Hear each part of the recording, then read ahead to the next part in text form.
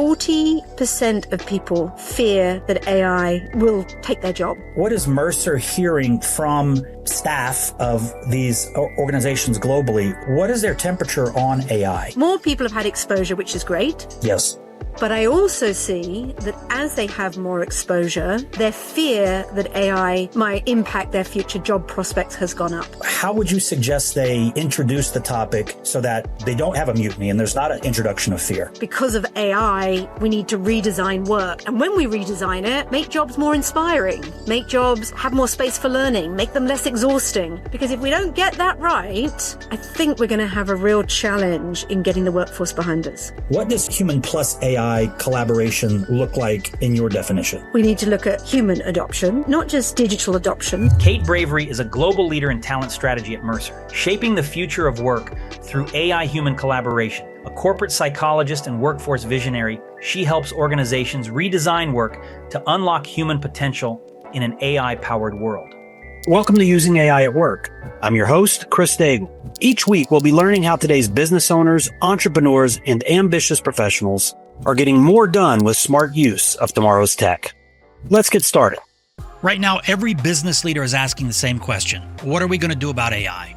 If this is you, ChiefAIofficer.com has the answer.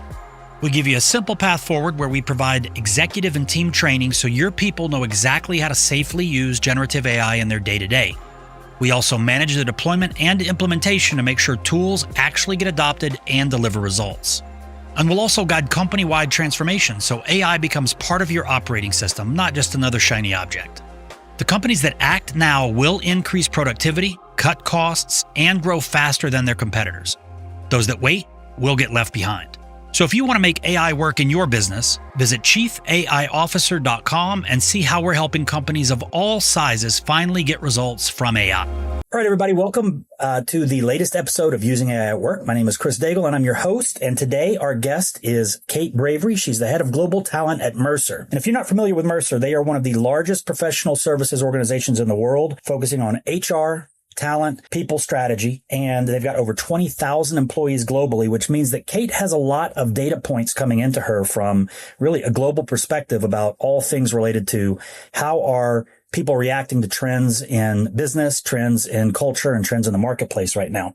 They are best known for providing research that informs executives on how they should be preparing for future trends and existing situations in, like, what are your employees thinking about the things that are happening in the marketplace? So, Kate, with that, I want to just say a quick hello and welcome to the podcast.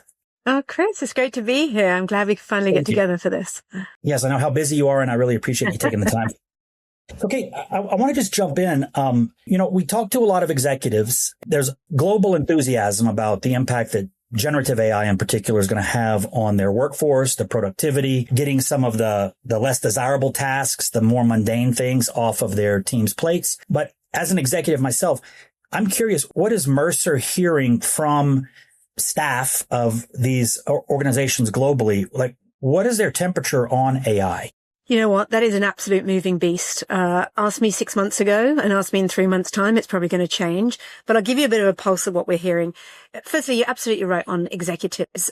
Executives last year, I think, had some pretty lofty ambitions about, as we bring in more AI into the business, we're going to have that big productivity uplift.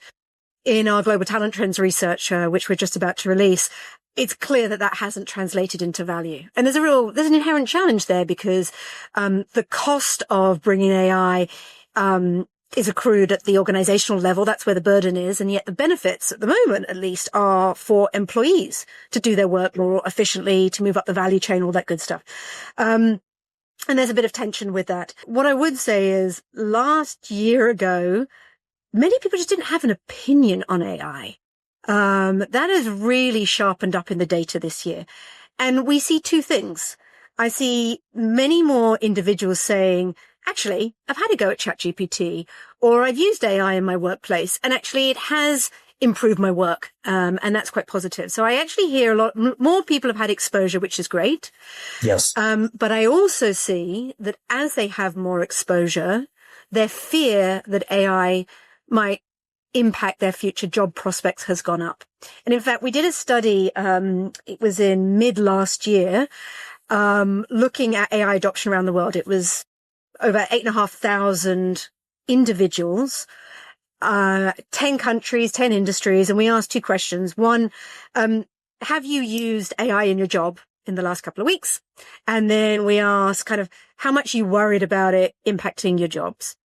And what was fascinating is, of course, adoption rates vary, in the Middle East compared to Italy, quite different. What tracked is the more exposure you've had, the more you fear that it's going to impact job prospects. And so we're calling that the proximity paradox, because that's completely different to what we've seen with other tech. In the past, the more you get more familiar with using Excel or human capital management system, you kind of go, okay, it's not going to take my job. It's just going to make my job easier or help. We're seeing the opposite. And the other thing that's really interesting, Chris, is the people at the top of the organization are having more exposure than the hourly workers at the bottom of the organization. So it's the executives and the people who are in the highest income bracket that are most concerned. And they're the ones setting strategy. And yet the ones down the bottom are maybe a little ignorant of what is going to be the impact on their future jobs. And so there is a real concern around preparedness. And if you want me to put a very sharp point on it, and this is a bit of exclusive because we haven't released the report yet, 40% of people fear that AI will take their job. They're really worried about that. 2 years ago, that was 20%. So there's no doubt that we've got to stop talking about we're making restructures or reducing headcount because of AI. And we need to pivot to a much more positive dialogue about, because of AI, we need to redesign work. And when we redesign it, make jobs more inspiring, make jobs have more space for learning, make them less exhausting. Because if we don't get that right, I think we're going to have a real challenge in getting the workforce behind us. I appreciate that narrative because it's a question that we get. I just don't believe that a company can remain viable unless they keep up with what's happening in the space. And what's happening in the space is that early adopters, again, there's the MIT report that 95% of pilots failed, and Wharton came out 2 weeks later showing 74% of pilots were successful. So there's a lot of miscommunication or uncertainty in the marketplace about what's real when this comes. But like you said, the executives who are using the tools, like they're having those aha moments and going, oh, wait a minute, like this is doing in 15 minutes what it would have taken a board meeting to do in a day. So the introduction of this enthusiastic narrative as compared to, hey guys, we don't know what's going to happen with your job is obviously an approach that I would like to bring to the folks that we're working with when they're asking these questions. So maybe to expand a little bit more on that, what would be some of the talking points that you would recommend that maybe behind closed doors, the executives are having a different perspective, but as they're talking to the frontline employees or the staff that's underneath them, how would you suggest they introduce the topic so that they don't have a mutiny and there's not an introduction of fear? Honestly, I love your question because I think it's spot on. So in our Global Talent Trend Study, 72% of investors agree that organizations are embracing the integration of human and AI capabilities are going to win out against the competition. And they're the companies they want to invest in. So we all have to recognize that this is very real and they are dividing fortunes if we don't get on the journey. The second one is, and this is from that other study I was talking about on AI adoption, we found that last year, only 1 in 5 direct managers had a single conversation about the impact of AI on the business or on jobs. So firstly, it almost doesn't matter what you say. We just need to be more prepared to have the conversation, because your comment about conversations behind closed doors is very true. And that's in part why executives are further forward on the change journey and can maybe feel a little bit more cavalier about, well, of course, our organization is going to change shape and size because of AI. The rest, they need to take the rest of the workforce with them. With regard to speaking points, look, I do think, firstly, actually coming out with some speaking points. What is our appetite for AI? What type of AI we're bringing into the organization? What are our hopes and dreams for that? I think, take the time to develop that. Absolutely. Secondly, I would say maybe think about what is our human-centric AI playbook? as AI comes into a particular department or team, how are we going to get our workforce engaged in the process? How are we going to expose them to the different types of AI that are relevant for their industry? What tools are we going to put in their hands to do active work redesign? You know, there's lots of tools on the market that can disaggregate jobs down into tasks and reallocate them. That's great for inspiration. And then what are we doing to create the time for them to upskill, reskill? If we are bringing in an agentic workforce, how are we thinking through different layers of of agency and autonomy? And then what are the guardrails for some of that? Because there is a real concern in some of this data. Although many young people say, I think I might be managed fairer by AI than I will be by my manager, they're also saying, I don't want my fortune left to an algorithm. I don't want you to scrape my skills and then make decisions about my future.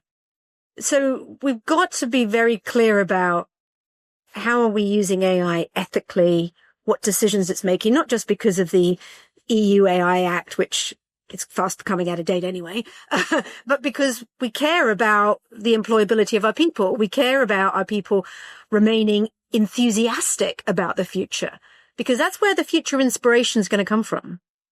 I've got a couple of things I want to pull out of that. You mentioned this human AI collaboration. I guess I kind of live in a vacuum. I'm immersed in the subject all the time. So I don't think much about the human AI collaboration. I think exclusively almost about the technology and how it can accelerate performance and that sort of thing. What does human plus AI collaboration look like in your definition? Firstly, I don't think mine's a million miles away from yours. I do think it's about accelerating performance. But for me, I absolutely believe that performance comes from unlocking human potential, because we're getting very good at actually having a digital roadmap and bringing in some of these tools to organizations. But why is those pilots that you mentioned earlier not translating into performance uplift? Because it's our humans that aren't ready to adopt them. And we've already touched on one of the issues, which is if they're fearful that if they embrace new ways of doing things, they'll be removed from their own job, that's not going to help anyone. If fear that the reason AI is coming in is purely a headcount cost-cutting exercise, it's going to be very hard to get them to be kind of inspired by the future. So, I would be saying that we need to spend a lot more time thinking about not just digital adoption, so how are we rolling out new tools in the workforce. We need to look at human adoption, so how many tokens are they using, how much are people logging on. But we even need to get beyond that. We need to get to the diffusion of AI across more value adding areas, because at the moment most of the tools I see coming into the workforce are marginally improving how we write emails, how we do processes a little bit differently, how we do, very quick kind of training modules. And all wonderful stuff. But if executives don't start to see the commercial return from some of that, that's not going to be tenable over the longer term. And so you mentioned earlier, we're hearing a lot of those pilots not being successful. Actually, I think many of those pilots have been successful. What they're not doing is showing a commercial return, because we didn't direct them into the areas of commercial opportunity up front. And two, we are seeing that they're not being able to scale, because even when we have a good pilot, let's take introducing an AI-driven skills intelligence platform or talent marketplace.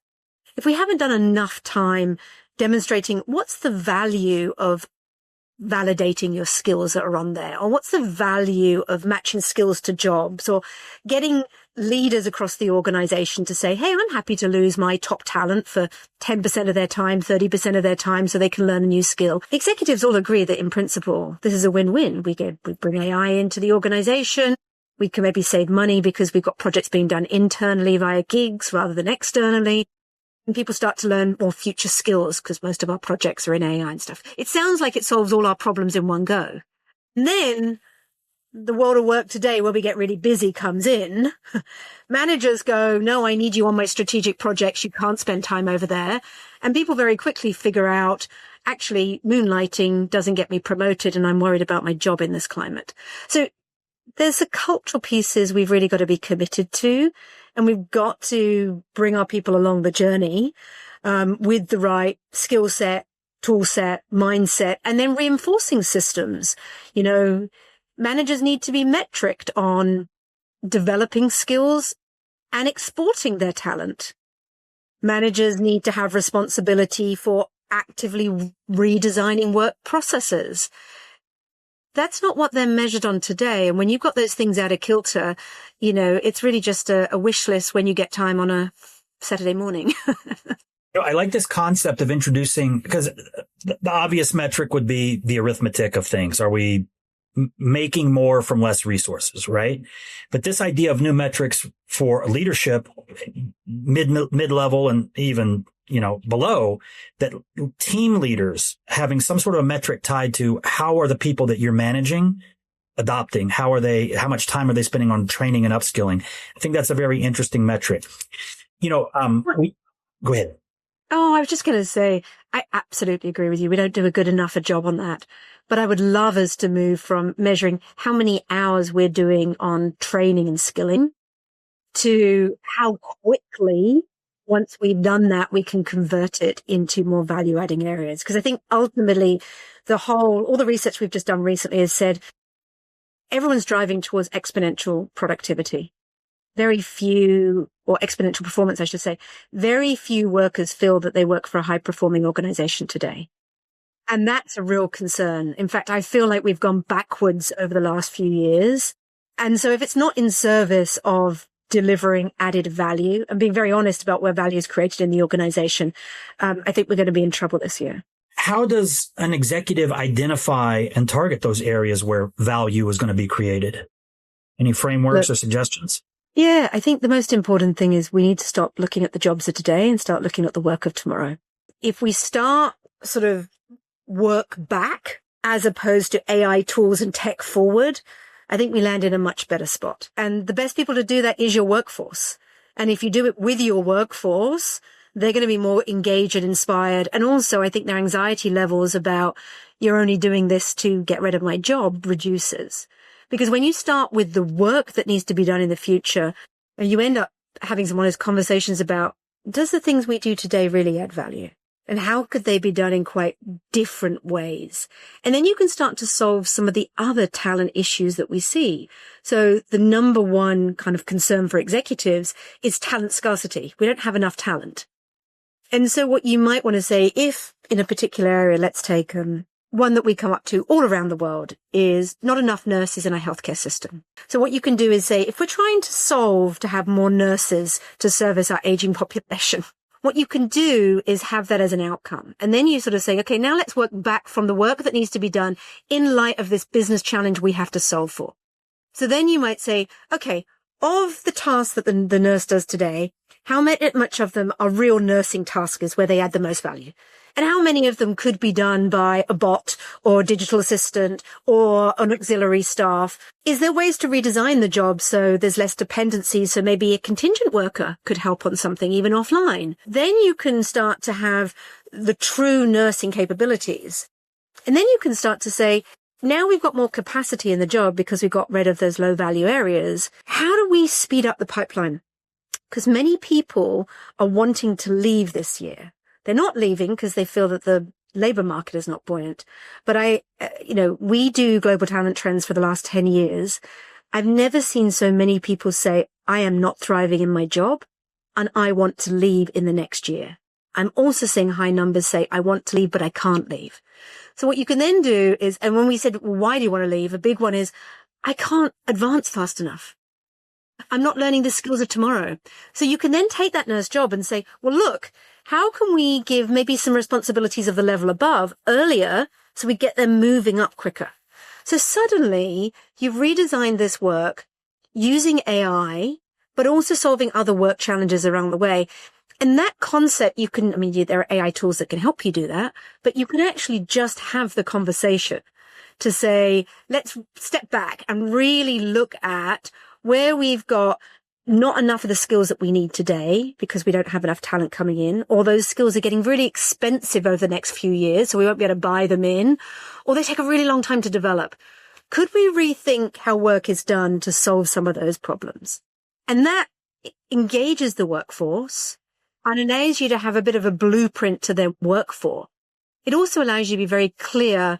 These skills are going to have a premium in the future. So get yourself into a job where you can build those skills. Get yourself onto a gig where you can build those skills. And that, I think, gives employees a bit of comfort about, okay, at least I know I can now have agency in managing my career. So a couple of things that I like about what you were saying earlier, this idea of, don't make the definition of what does the future of our company look like an exclusive conversation for the leadership. Loop in the team. I see two things happening there. One, I'm as an employee, I'm involved. I matter. My opinion matters. But also what you're going to get is you're not going to have the bias from the executive perspective, right? You're going to be introducing the perspectives, the idea of, as they say, from the mouth of babes, right? The ideas that you might get from frontline staff about, we've been doing this the wrong way for a long time. It'd be really great if AI, brilliant. And additionally, this idea of people wanting to do a career change or wanting to leave the current career track that they're in. How many of those people that are answering that would be categorized as maybe A players? Because my position on this is that A players have options. And they're not complacent. They're growth minded, and they're looking for organizations where they see the future, and they know that if I'm in an organization that is resistant to this or too restrictive with the policies of usage or training, or they're not upskilling us, I'm going to look for someplace else where I can go. So this portability, is it exclusive, that 70-something%? Is it exclusive to people who aren't the A players? Is it all encompassing of all levels of talent and capability in the business? I don't have information on whether people are a high performer or low performer, obviously in the survey. But what I can tell you is you're absolutely right. If the people who have the most options are the top talent. And so the biggest concern at the moment with the figures that I'm seeing in global talent trends is that as the workforce becomes more buoyant, they're going to be the ones off. And the reason why I worry about that now more than ever before is because you get an A player in your organization and you give them AI tools. The impact of difference is exponential. I mean, we used to talk about the 10x employee. We're now talking about the 100x employee. And so knowing who those high potential talent are and really focusing on what do we need to do to meet their needs in the organization so they stay with us has never been more critical. At the end of last year, many organizations said, we've done a restructure. We've made some cuts. We maybe didn't manage it as well as we'd like to manage it. It's not the time for us to do our engagement survey. Okay, fair enough. But what I would say to those organizations, you better be prepared for when you do your next engagement survey. And there's more modern ways to get that read. You can use AI now to scrape everything that's been said about your company in the last year, put it through a lens of a traditional engagement survey, and compare it to your top 2 or 3 competitors, or the 2 or 3 companies your top talent are most likely to leave you for in the location you're most worried about. So if it's on the West Coast or if it's your New York office, you can actually do that comparison. Couple of days you've got it. And that's going to tell you, boy, where is my reputation? Because you're right. Employees care about your reputation. Is this company interested in me and helping me stay employable? Is this company treating me fairly? And do I think that they're on the right track with regard to the future of work and AI? Those weren't reasons why people were leaving a few years ago. But they are now. People are smart and they're making smart choices for their future. Now, they might not be able to leave today because of the labor market, but as soon as they will, you're right. It's those A players that are going to jump. And if you haven't looked after them, you're going to be far behind. Let me ask you this. So if I am an A player already and I've either invested on my own or my team has done some upskilling with me, is the labor market as dicey for me as it would be for everybody. I mean, it seems like every company right now wants that certainly want an A player at any point, regardless of where the economy is. But if I'm an A player that steps in and say, oh, I got certified or I've been, building things or whatever, it seems like those individuals, like they're almost immune to whatever the general consensus is saying. Possibly. What I would say is, and this is from Global Talent Trends, I was just having a look at it here, 65% of HR say that their high potential identification and succession planning is just not working. A large proportion of employees said, I am pretty sure my company doesn't know my potential to take a more senior role, a leadership role, or a more complex role. So I do feel that the leadership blueprint has changed significantly in the last couple of years. If you're still acting on an old model of what good leadership looks like, I think this is the time to update it.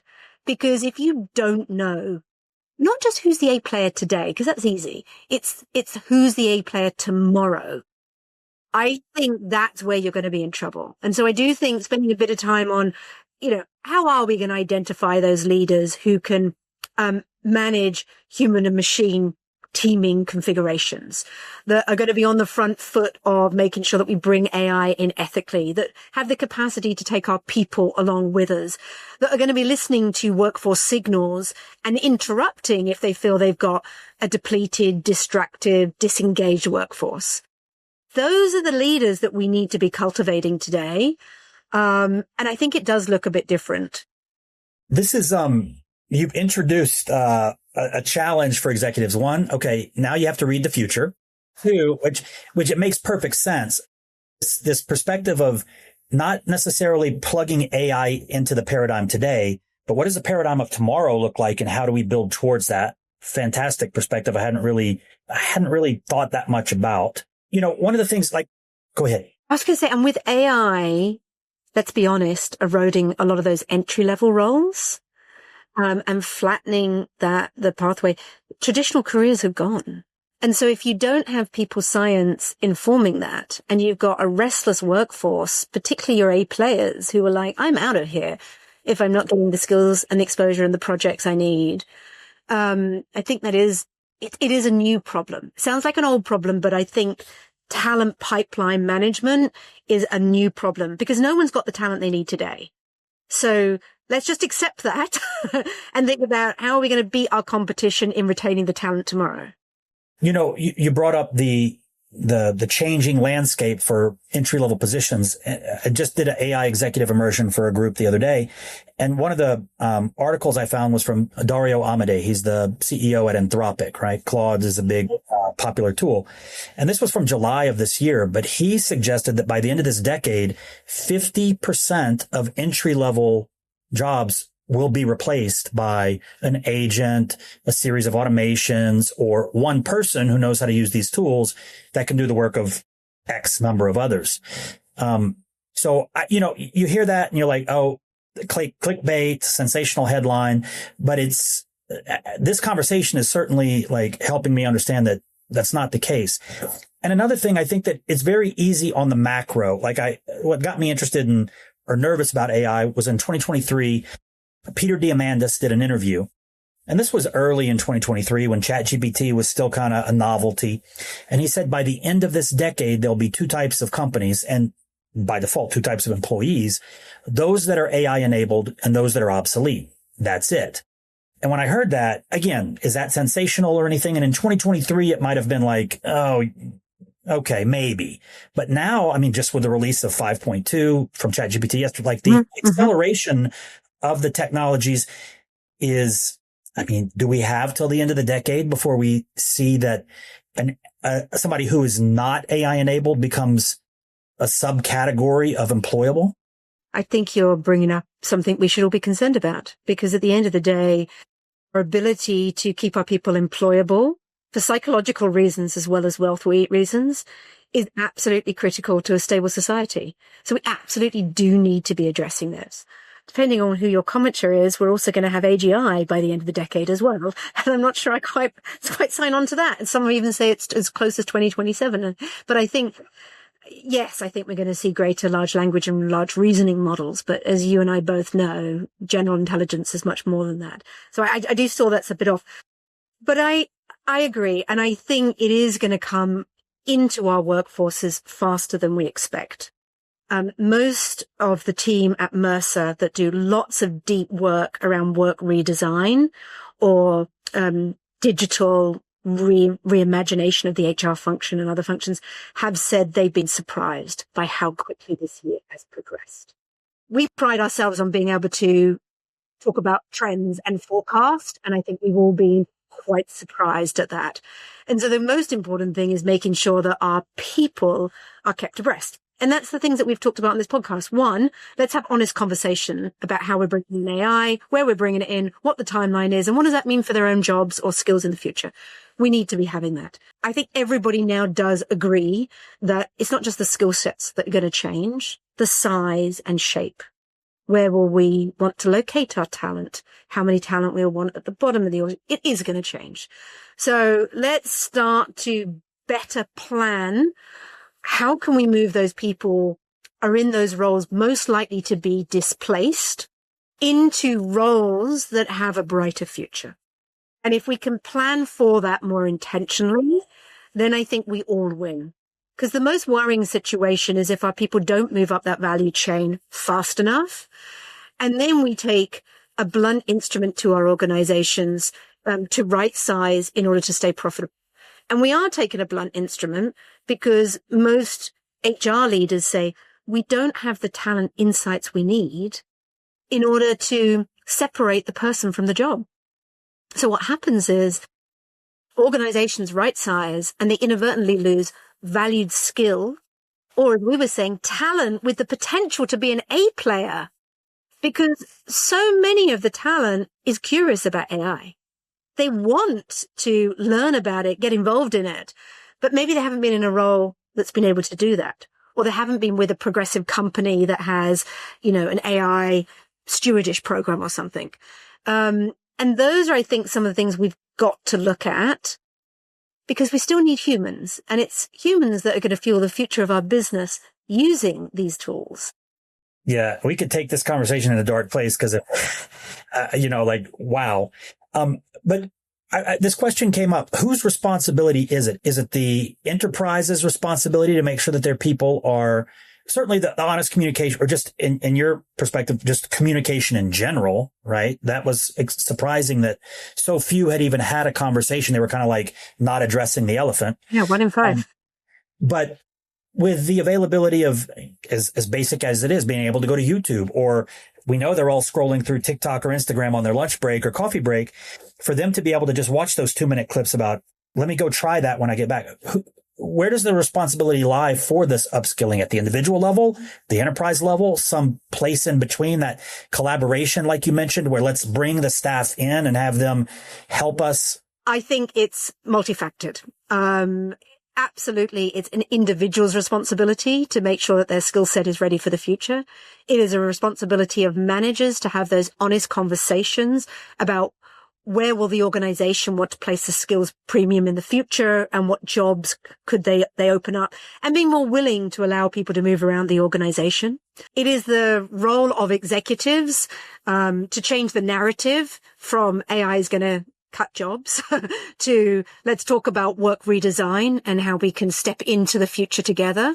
But I also think there's a role for government as well. At the moment, as you know, I'm sitting here in the Middle East, similar to Singapore, where I was before, that has a very clear plan about how do we keep AI skills onshore by incentivizing people to have AI roles or centers of excellence in their teams. And, some of them are sort of saying, we will sponsor that for a period of time. My kids, which are young, go to a school that even from nursery has an AI curriculum because the government has mandated it. So I think we've all got a responsibility here on this one. But there's no doubt that we have never witnessed a shift of this magnitude in our lives.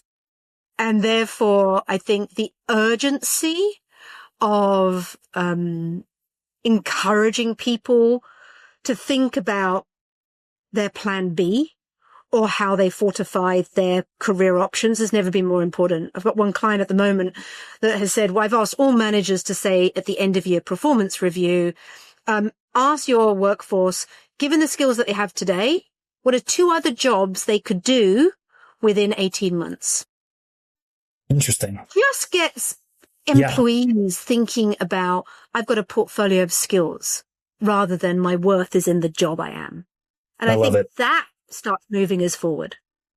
Yeah. It sounds like the best approach would be, as an individual, upskill on your own if that's what's necessary. As a company, focus on work, the redefinition of what the jobs look like. And that might be a good mix of, okay, great. We've redefined what the role looks like, but we don't have the talent who has even basic literacy when it comes to AI. There'll be a disconnect there. And, I was thinking about this with that Dario Amodei quote. The only way that 50% of entry level roles get replaced is if there is adoption internally. If people are resistant and they don't adopt, then all of those stats are simply potential rather than like what's going to happen. So, yeah, I agree with you. I also have some concern. I mean, last year when we did a lot of work redesign, obviously improving productivity and reducing headcount was an outcome goal for a number of organizations. I think we've done a good job of sort of pivoting it to actually what are some of the other human benefits you want with this work redesign. But the challenge is, and we've seen this a lot, if your employees aren't bought in that this is good for them and good for the business, you're going to get resistance. And so what we see is that those productivity gains that were planned to come out are not coming out because you've got both the digital tools plus the employees and nothing's really moved. And why did it not move? Because the intentional work redesign wasn't done. Because there wasn't enough focus on what skills does this person have and what is their potential. Because if you haven't got metrics about your people and you haven't got a view of where value is going to be created in the work tomorrow, you're sort of flying blind. And I hate to say, but I've seen a lot of new tech coming in with some big promises around productivity gains. And because that work hasn't been done, the jobs weren't changed, and people weren't correctly placed in some of that with a plan to move up the thing. It just didn't happen. And as you and I both know, that results in the blunt instrument we were talking to before.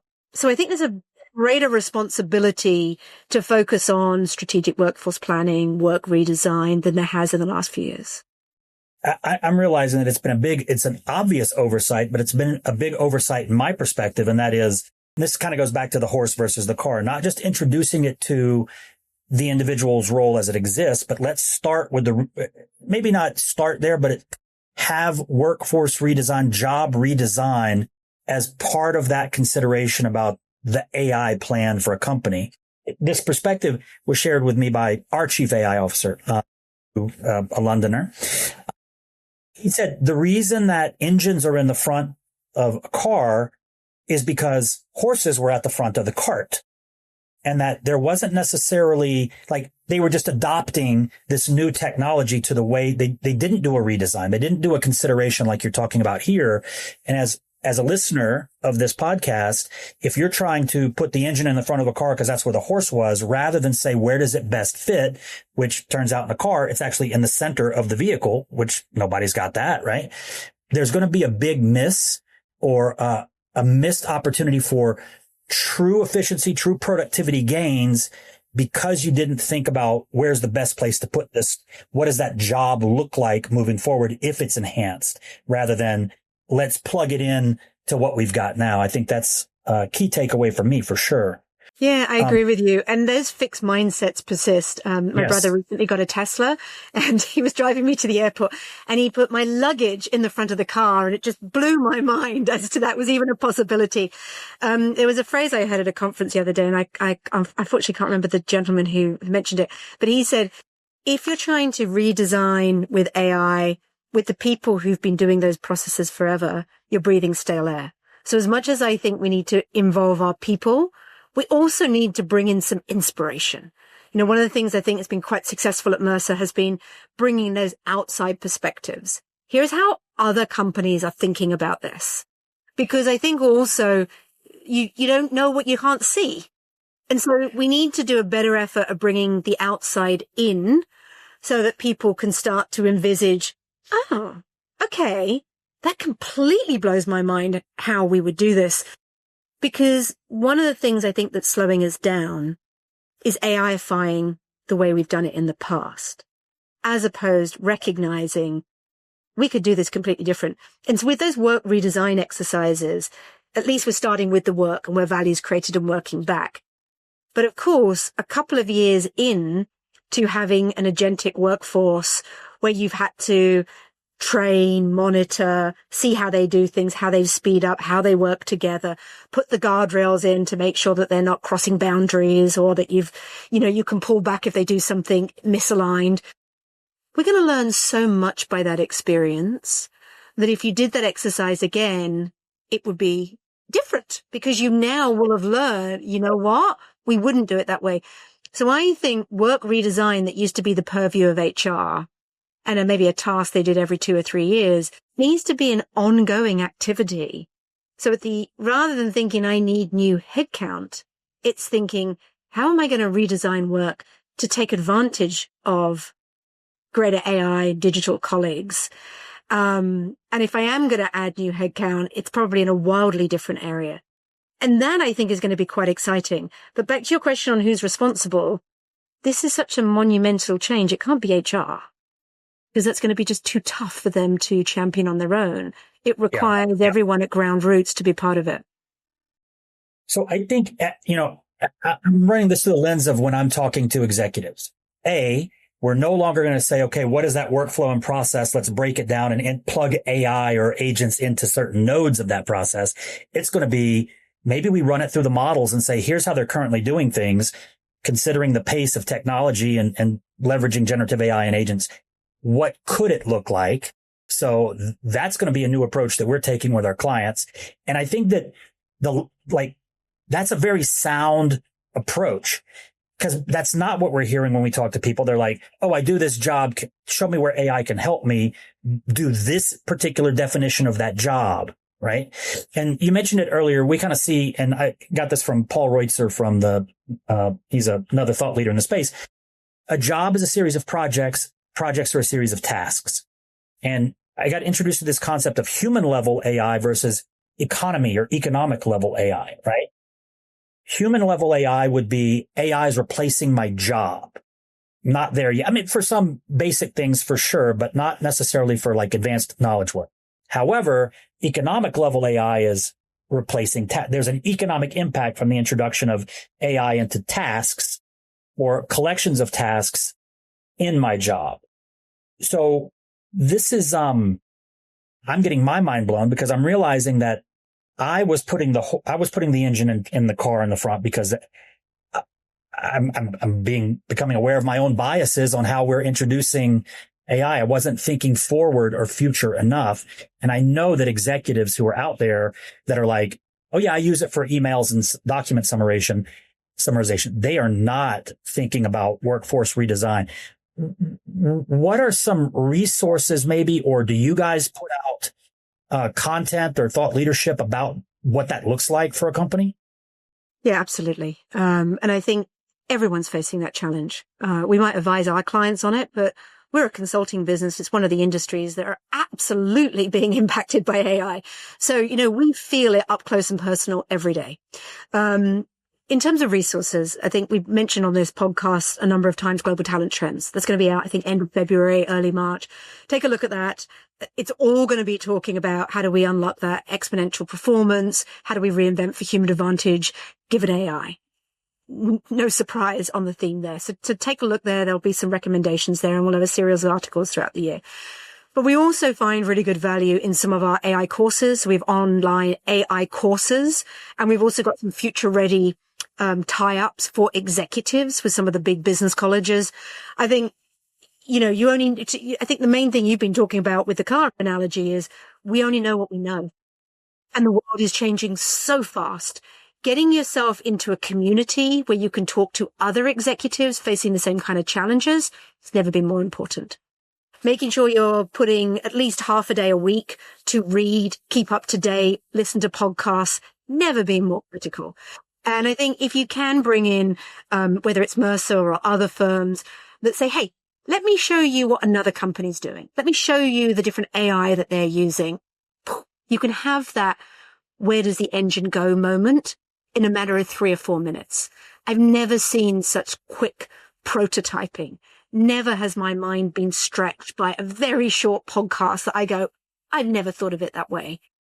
And so we have to, keep abreast of that, because there's probably projects in your business today that made a lot of sense 6 months ago, but you might now want to kill because actually a better way is coming to do them, or that you can't compete in that area anymore.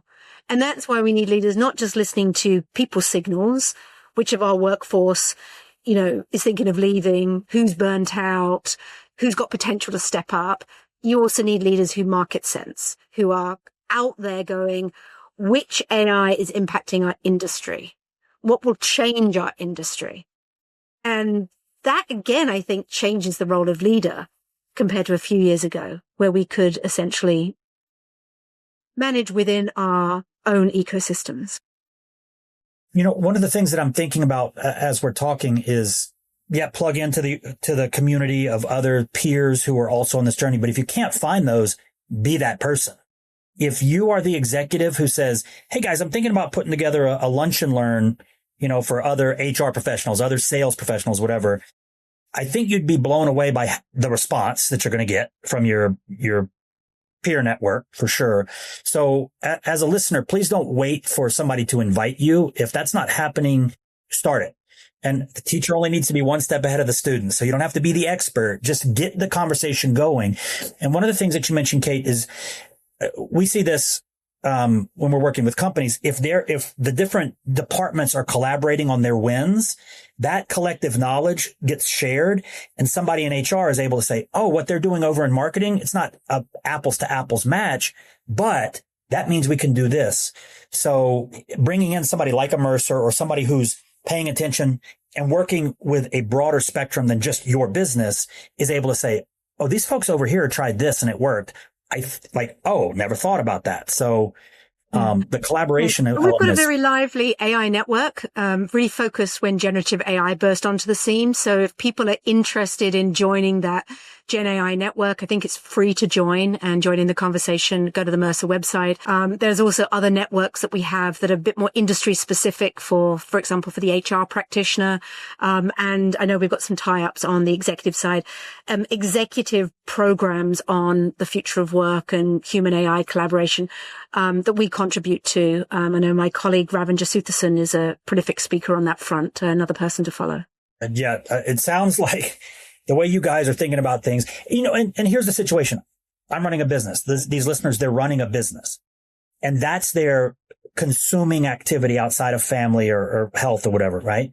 They don't have the ability to pull back and say, what's happening on a broader landscape as far as my industry or something like that, So you guys have this unique perspective to where you sit above.